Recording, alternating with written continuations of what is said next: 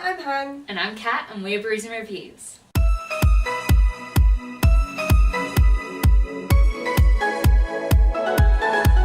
So you may have noticed that we've not been here.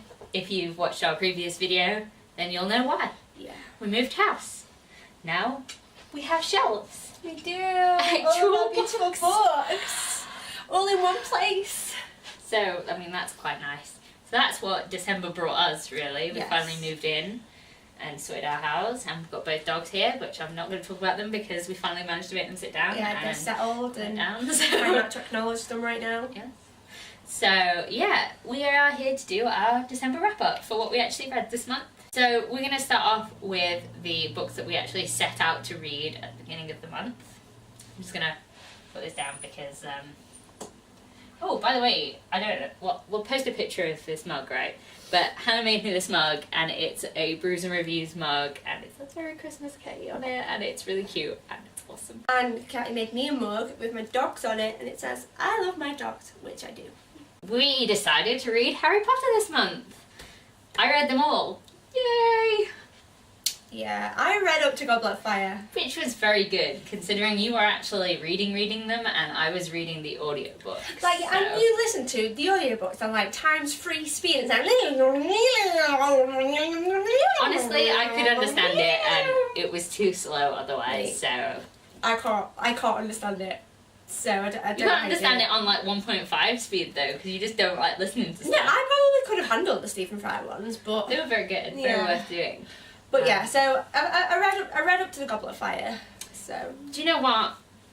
You forget how much you love these until you reread them and Yeah. you're like, oh my god, so much love for Harry Potter, so much love. Yeah. I've got my old set, I don't know if you can see them, but they're down there, like literally the set I've had since I first bought them.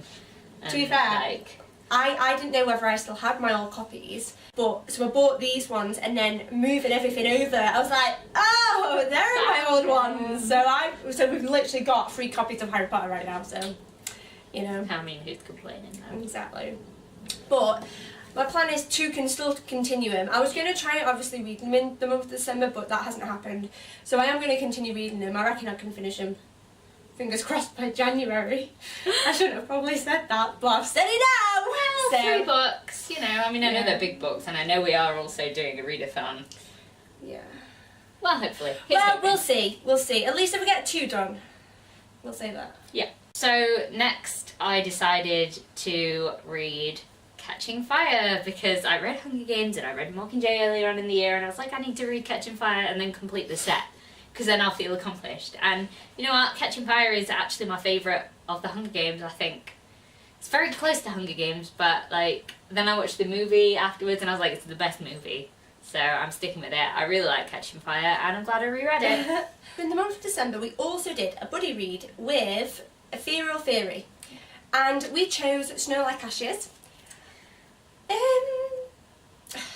It was promising. Yeah, so it really did have a promising story. We decided on 3 chapters a day, because obviously we thought with Christmas and with us moving, that's quite, you know, achievable. So the premise of this book is that there are 8 different kingdoms in this world. There is the Spring Kingdom, the Summer Kingdom, the Winter Kingdom, and the Autumn Kingdom. And then there are 4 Rhythm Kingdoms, which are just like randomly named kingdoms. Yeah. And they all have like this magic which is connected to their ruler.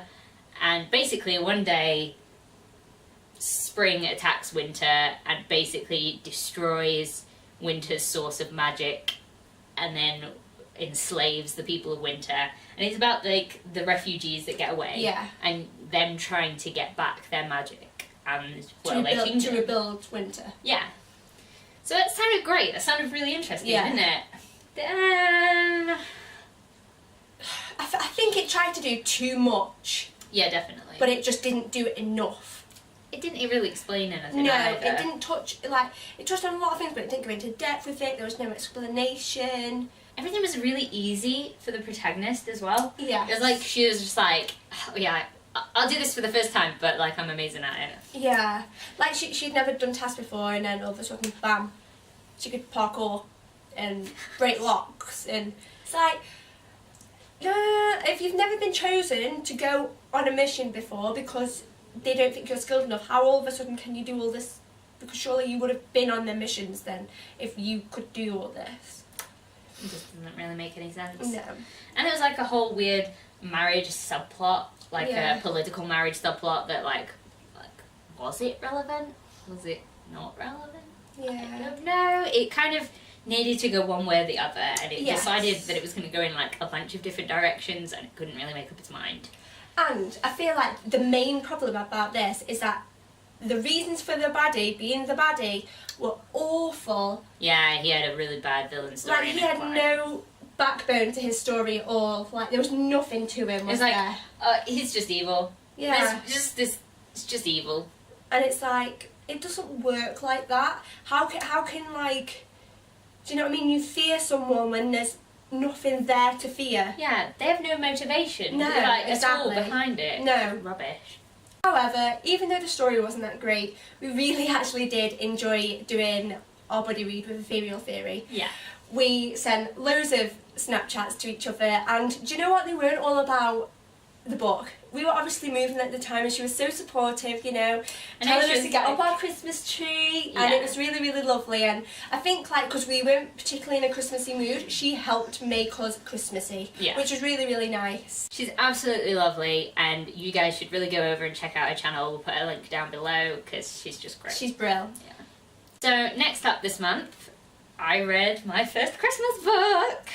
So I was really excited because I got a lot of books for Christmas, and I was really in the mood to read Nixia by Scott Reineken.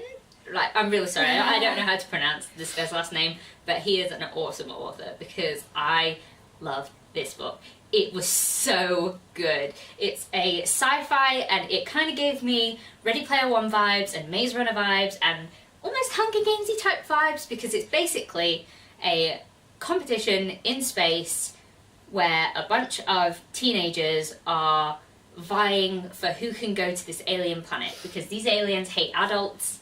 They only like children because they've got something going on their planet where the youngest person in their civilization is 21, and so they're like, we love kids. And you basically follow these kids as they try to compete for who can go down to Eden, which is the planet, and only some of them will. And if you win and you get to go down to the planet, your family is literally going to be set for life.